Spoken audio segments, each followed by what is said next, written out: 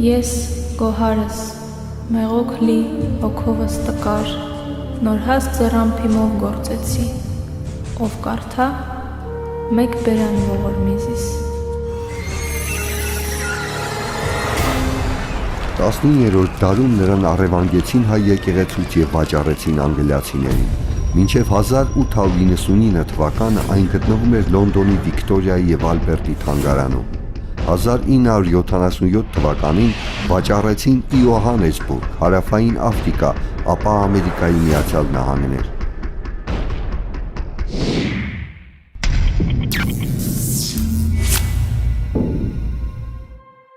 Սա մի գորգի պատմություն է, որը մեզ է հասցրել իր ստեղծողի Գոհարի անունը։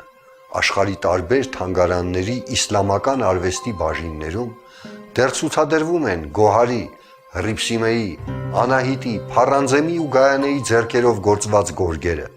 Դրանք կարծես մեր ազգի ճակատագրի լուռ վկաները լինեն։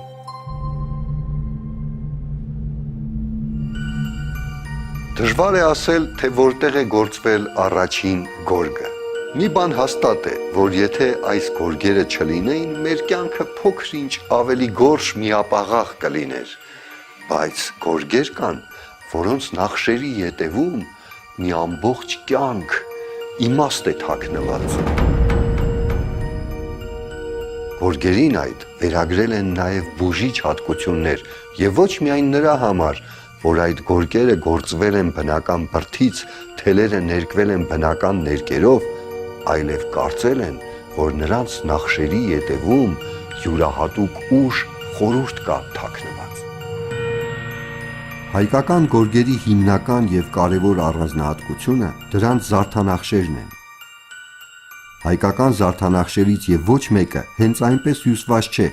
ամեն մի զարդանախշ ունի իր նշանակությունն ու իմաստը։ Պարսկական գորգերը շատ գեղեցիկ են, հրաշալի բուսական զարդանախշերով ու նուրբ գործվածքով, բայց դրանք չենք կարող համեմատել հայկական գորգերի հետ, որովհետև հայկական գորգերը իրենց մեջ կրում են անհամեմատ մեծ քանակությամբ ծիսական, պատկերային, գաղափարական զարդանախշեր։ Մենք ունենք, այսպես ասենք, մի շատ հետաքրքիր առանձնահատկություն, դա զարդի կամ նախշի ոգավորումն է, գծայնացումը, երկրաչափականացումը, այսինքն դրանով իսկ նրա մեջ որևէ գաղափար, որևէ իմաստ ներդնելը, որի արդյունքում նա դառնում է խորհրդանիշ։ Հայկական գորգերի զարդանախշերը, խորհրդանիշերը, ոճը սերտորեն կապված են նախաքրիստոնեական հավատքի հետ, իսկ արմատները գնում են մինչև հնագույն ժամանակներ, երբ մարդը առաջին անգամ փորձում էր պատկերել Աստծո, նախնիների, հավատքի, կամքի, փառքի, զոհաբերության խորհրդանիշեր։ Սյունիքի ավանդազրույցներից մեկում գորգը հայերին սովորեցրել է սատանան։ Մարդու կյանքը ստեղծում էին բրդյաթելեր մանելով։ Դա պահպանվել է հայկական ավանդազրույցներում անդրաշխարհում գտնվող հայտնի ճախարակի միջոցով։ Եթե հանկարծ կանգ առավ, էլ թել չմանի, աշխարհի կործանումն է գալիս։ Անդրաշխարհում գտնվող ճակատագրի կարևոր աստվածները քրիստոնեական ընկալմամբ վեր են ացում սատանաներին։ Հետևաբար այս ավանդազրույցի մեջ Սյունիքի, որ գորգը հայերին սատանան է սովորեցրել, այստեղ շատ արխայիկ հետք է նկատվում։ Հնագույն պատկերացման այսպեսի տրանսֆորմացիա է տեղի ունեցել, իդեպ հայերի մեջ արտահայտություն կա, մարդու կյանքի թելը կտրվեց։ Կյանքի թելը կտրվեց։ Ինքը գորգը կենցաղի հասարակ դրսևորում չէ։ Չեմ կարծում, որ 2000 տարի առաջ բոլորն օգտագործում էին գորգեր։ Գորգը ի սկզբանե եղել է ծիսապաշտամունքային առարկա եւ գորգի վրա ամեն մեկը չի որ իրավունք ուներ քայլել կամ շարժվել կամ նույնիսկ նայել, դա էլ արգելված։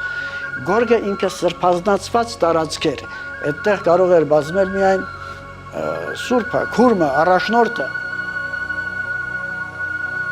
Ծիսական խորհրդանիշներն ու զարդանախշերը Հավասարապես պատկերվում էին եւ հագուստի եւ գորգերի վրա, բայց եւ այնպես գորգերը առանձնանում էին իրենց յուրահատուկ առաքելությամբ։ Հայկական կիրառական արվեստի զարգացման վաղ շրջանում դրանք կրում էին որոշակի իմաստ ու կիրառական նշանակություն։ Դուք ուշադրություն դարձրել եք, որ սովորաբար ամենամեծը կամ հիվանդ որևէ մեկը միշտ այն անկյունում է լինում, որտեղ պատից գորգ է կախված։ Այսպես նաև գորգն էլ ձեռք է բերում ինչ-որ սակրալ առարկայի նշանակություն, սրբազնացվում են։ Համարվում էր, որ հատուկ զարդանախշեր ունեցող գորգերը ընտանիքին բարօրություն, խաղաղություն են բերում։ Բնական է, որ այդ գորգերը կախում էին պատից։ Գորգի վրա ամրացնում էին մահացած հարազատների լուսանկարներ, երաժշտական գործիքներ, զենքեր, այլ նվիրական առարկաներ։ Իսկ գետնի վրա փռվող գորգերը թեև ունեին յուրահատուկ զարդանախշեր, բայց այդ զարդանախշերը չունեին Աստծուն, հավատքին, նախնիներին վերաբերվող խորհրդանշաններ։ Նման խորհրդանշաններ պարունակող գորգերի վրայով քայլելը համարվում էր սրբապղծություն։ Խորհրդանիշներից ամենատարածվածը Աստծուն նվիրված զարդանախշերն էին, խաչ կամ խաչեր հիշեցնող նշանները, որոնք ներառում էին նաև կեռխաչեր եւ բազմաշող աստղեր։ Հնագույն գաղափարները, որ իրենց արտահայտությունն էին գտել այդ պատկերների միջոցով, չեն մոռացվել եւ չեն կորսվել եւ անընդհատ փոխանցվել են եւ գաղափարներ են արտահայտում, որ կապ ունեն հոգևոր ոլորտի այդ պատկերացումների եւ դրանք շատ կայուն են։ Այսպիսի մի արխայիկ գաղափար էլ կա, որը միշտ արտահայտվում է գորգերի վրա, գրեթե միշտ։ Հակադրությունների միասնությունը։ Շատ դեպքերում պատկերները զույգ են լինում ձևով միանման, բայց գույների տարբերությունը խոսում է այն մասին, որ այստեղ պտղաբերության գաղափարն են այսպիսով արտահայտված։ Հայկական գորգերի զարդաձևերը ծագել են վաղ անցյալում եւ կապ ունեն մեր նախնիների կենսաձևի եւ կացութաձևի հետ։ Ժողովրդական անվանումների մեջ մենք ունենք զարդաձևեր, որ կոչվում են հաց, հացահան, եղան, խոյեղ ջուր, եզան հետք կամ եզան շռիկ, լորիում օրինակ։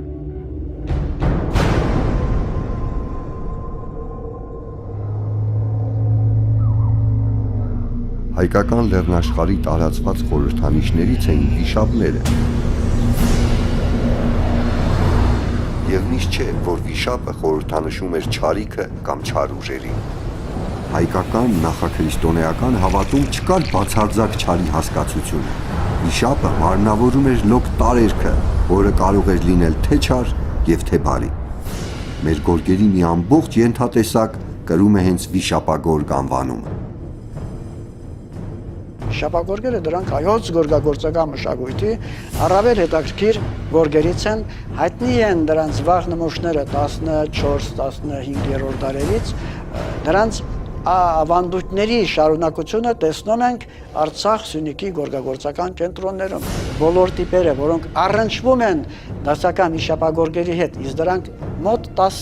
տիպ է, 10 տիպ ուշ վիշապագորգեր, այդ բոլորից էլ կան Արցախ, Սյունիքի գորգագործական կենտրոններում։ Վիշապի ոճավորումները, վիշապապատկերները այստեղ միանգամայն բարի ուժերի մարմնացումն են եւ պաշտպանում են, օժանդակում են կյանքի հավերժությանը։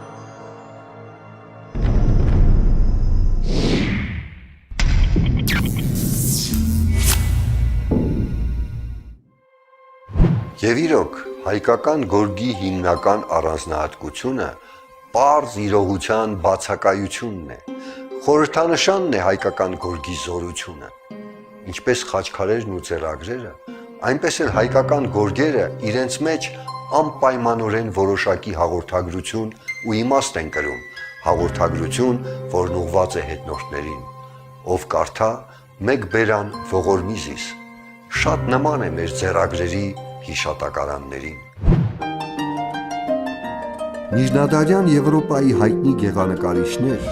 իտալացի Ջոտոն, Կարավաջոն, ֆլամանդացի Ռուբենսն ու Վան Դեյկը, հոլանդացի Ռեմբրանտը,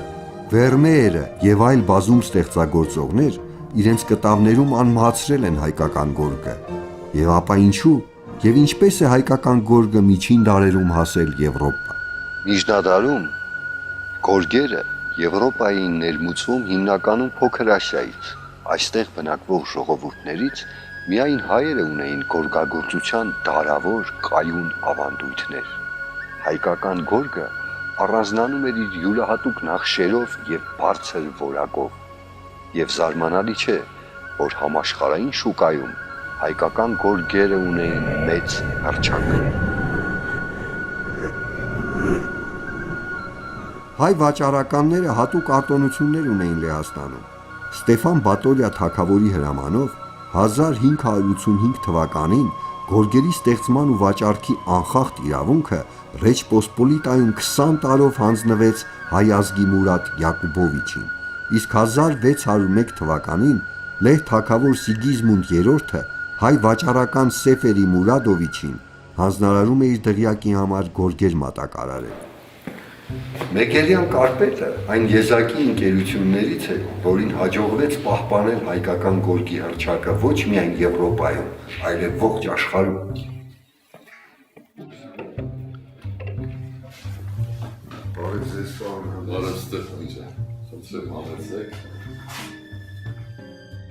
Պարոն Անդրեասյան, շատ հետաքրքիր է, ովքեր են ձեր հայտնի պատվիրատուները։ Ամերիկյան կառավարության հետ Մեգերյան ընկերությունը ունի պայմանագիր եւ աշխարհի բոլոր դեսպանատների, ամերիկյան դեսպանատների գորգերը պատվերները կատարում է Մեգերյան ընկերությունը։ Ինչպես նաև դիվանագիտական կորպուսից բազմաթիվ դեսպաններ մեզ մոտ գորգ են պատվիրել եւ գնել։ Բացի դրանից տարբեր երկրների նախագահների համար ենք պատվերներ կատարել, որոնց նորից այդ գորգերը անձնապես նվիրվել են։ Հայաստանի Հանրապետության նախագահի նստավայրի բոլոր գորգերը մենք ենք գործել։ Վատիկանի կարդինալներից մի քանիսին, ինչպես նաև Հռոմի Պապի համար էս վերջերս մեր հանրապետության նախագահը մեր գործած գորգը տարավ նվիրեց։ Մեգերյան գորգերի անկրկնելի գեղեցկության գաղտնիքներից մեկը գորգագործության հնագույն ավանդույթների ճշգրիտ պահպանումն է։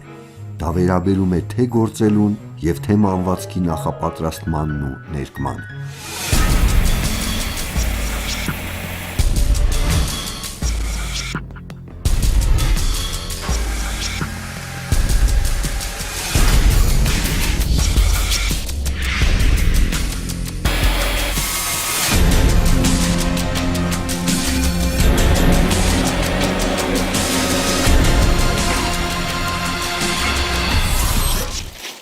Բուսական ներկման մեջ սահմանափակումներ չկան, որովհետև միշտ նորովի նույն գույներ աշխատում ենք նույն գույների վրա։ Օրինակ վերջերս ես ստացա Ռեհանից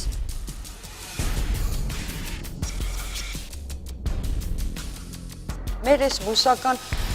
պիգմենտները որ կան, ամեն կլիման իր համապատասխան, ասենք, գերանքն է տալի։ Եվ բուսական ներկումը իրանից գիտեք ինչ է, ամեն անգամ նույն գույնը ներկելուց նորովի սկսում ես, որովհետև գործ ունես բույսի հետ։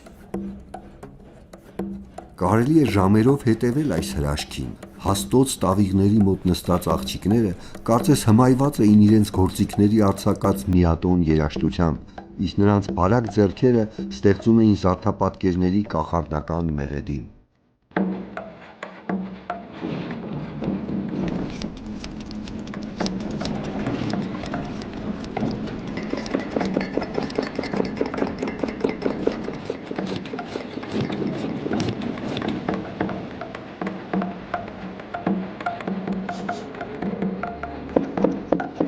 Գործելը շատ հաջողություն է բերում աղջիկների համար։ Աղջիկները, եթե ով որ ասում էին, մեր մեծերն էլ էին ասում, որ գորգ աշխատել գիտեն, շատ սիրով են այդ գորգը գործում։ Հետո գորգը մարդու ոնց որ կյանք է տալիս, ինչ ասեմ։ Հիմա աղջիկը նստած գործում է, զարդանախշերի հետ խոսում ենք, մենք կիսվում ենք։ Այսպես բաներ։ Ճիշտ եմ ասում, այն վատ բաները լրիվ ոնց որ մոռանում ենք։ Արդեն լավա տեսում ենք, լավ ենք գնում, մտածում ենք շատ ենք հանգստանում։ Ներվերը հանգստացնում են։ Ես այս տարիքիս եմ, ինձ ասում են մի աշխատի մեր տունը, բայց ես առանց գորգի կյանք չունեմ, չեմ կարող։ Կաշխատեմ այնքան, մինչև որ էլ ես հրաժարվեմ։ Գորգագործությունը դարի-դար գնում է գորգի հետ միասին ապրում է։ Դարի-դար։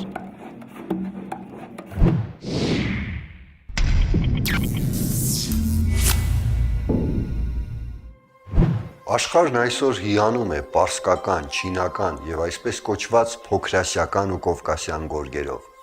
Տպավորիչ են եւ նախշերը, եւ գործվածքի նրբությունը։ Այսօր շատ են առաջ մղվում թուրքական, սելջուկյան, ադրբեջանական գորգեր հասկացությունները։ Այնպիսի տպավորություն է, որ թուրքերը Ասիայից Եվրոպա են ներխուժել ոչ թե թրով ու հրով, այլ արվեստով, զարդանախշերով ու գորգի հաստոցներով։ Անհնար է միանգամից ու անսպասելի նախապատմություն չունենալով ստեղծել հազարամյակների պատմություն ունեցող արվեստ։ Հունգարացի հետազոտող Կարոյ Գոմբոշը նշում է.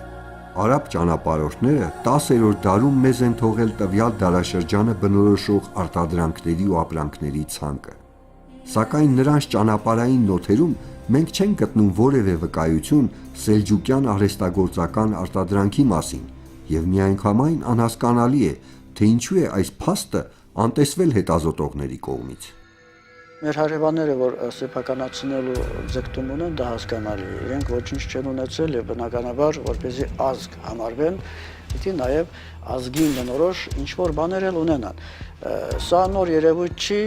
1870-ական թվականներից այն թուրքերն են դա անում, 1860-70-ականներից էլ այս թուրքերն են անում։ Իսկ այն հանգամանքը, թե այն մասը, թե ինչպես կարող ենք տարբերակել հայկական գորգը այլ գորգերից, առաջինը կարծում եմ, որ հենց հանգույցի ձևի մեջ է։ Մերը հայկական հանգույցն է։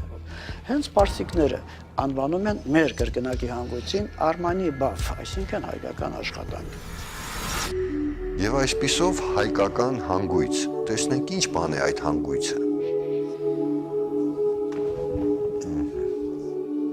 Մեկ և երկուս։ Առաջինը վերցնում եք։ Հետո վերցնում եմ երկրորդ։ Երկրորդ թելով մտածնում եք։ Այսպես, մի րոպե, այս ինչ է։ Այսպես։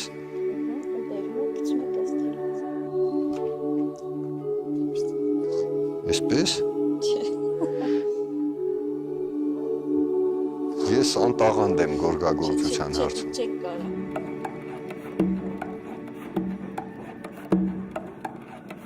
Արվեստագիտության դոկտոր Վոլկմար Գանսհորնի կարծիքով արևելյան գորգը ոչ միայն չի ծագել քոչվոր ցեղերից, այլև դրա ծագման տարածաշրջանը առհասարակ չի կարելի համարել կենտրոնական Ասիան։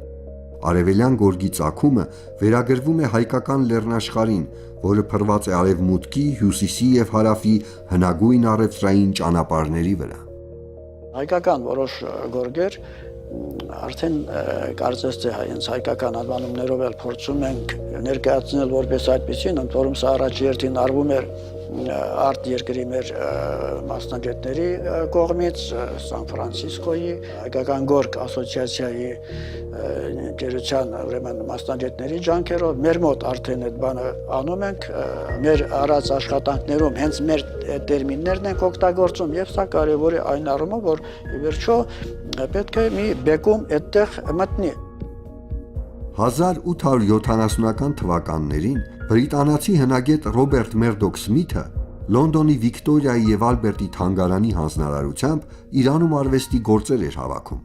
Նա գրում է, որ մի անգամ նոր Ջուղայի Սուրբ Ամենափրկիչ եկեղեցում ժամանակակից գորգերի տակ նա տեսել էր շատ ավելի հին 17-րդ դարի գորգեր։ Քաջ գիտակցելով այդ գորգերի բարձր արժեքը, նա քանիսս փորձել էր ձեռք բերել դրանք, ինչը այդպես էլ չէր հաջողվել։ Հայերի համար այդ գորգերը սրբություն էին եւ բնականաբար չէին կարող վաճառվել։ Բայց այնուամենայնիվ նույն Լոնդոնի Վիկտորիայի եւ Ալբերտի թանգարանում այսօր էլ կարելի է տեսնել հին հայկական գորգեր։ Այդ բոլորը նշված են որպես կովկասյան գորգեր, իսկ արտադրող երկիրը Ադրբեջան։ Հավանաբար, ի տարբերություն հայերի, թուրքերի հետ լեզու գտնելը ավելի հեշտ էր։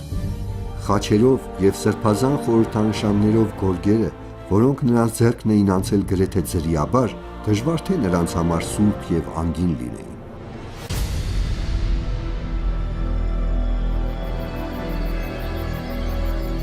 Ես գոհարս, մեղոք լի, հոգովս տկար, նոր հաստ ձեռամփիմով գործեցի։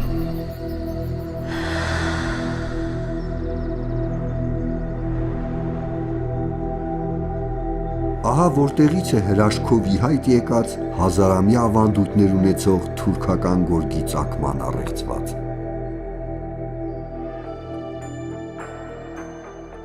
Պարսկական գորգ հասկացությունը հայտնի է ամենուրեք, բայց Պարսկաստանից Եվրոպա ներկրվող բոլոր գորգերը չեն, որ պարսկական ծագում ունեն։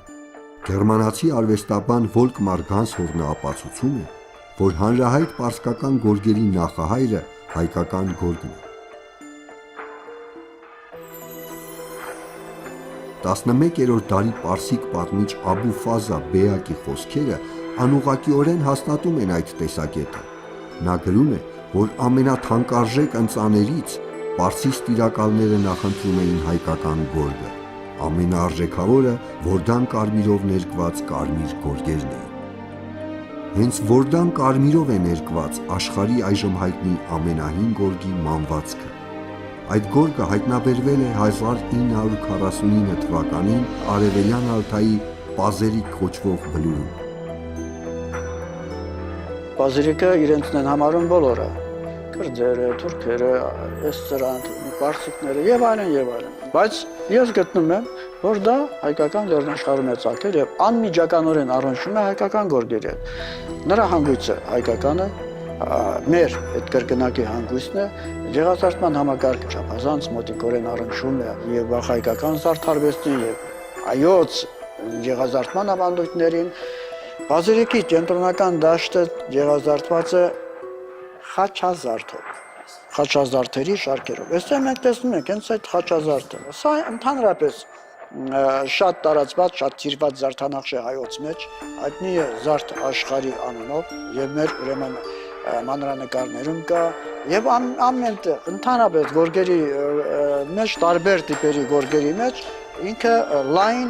տեղ ունեցող նախշ է եւ ամենակարևոր հանգամանքը կա այդտեղ Էրմիտաժում պահվող այդ գորգը ուսումնասիրել են առաջերտին Էրմիտաժի քիմիկոսները եւ նրանք էլ ողջել են որ այդ գորգի կարմիր ներկը ստացված է արարատյան Վորդան կարմիրից այս բոլորը ինձ ամենայն դեպս թույլ են տալիս ասել, որ սա մոտիկ է, հարազատ է հենց հայոց գորգագործական մշակույթին։ Զարդանախշի եւ ժողովրդի պատմությունը անբաժան են իրարից, ընդ որում այդ ամենը այնքան միահյուսված է, որ այսօր դժվար է որոշել ժողովրդի խառնվածքն է ստեղծում զարդանախշ, թե զարդանախշն է տանում իր ժողովրդին դարերի միջով։ Ես գոհարս, մեղոքլի, հոգովս տկար, նոր հաստ ձեռամ բիմով գործեցի, ով կարդա մեկ բերան ողորմիզիս։ Կարծում եմ այս ֆիլմը պատրաստելով մենք կատարեցինք գոհարի անմեղ խնդրանքը, չնայած հենց ինքը գորգը ազնվորեն եւ մինչեւ վերջ կատարեց իր առաքելությունը։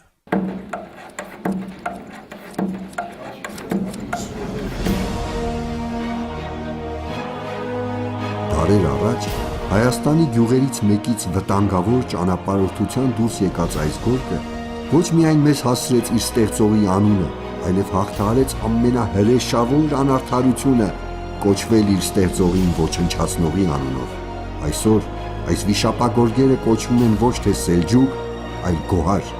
Ինչ էլ որ լինի, թեկուզ անցնեն դարեր, մեր գորգերը չեն դադարի խոսել հայերեն։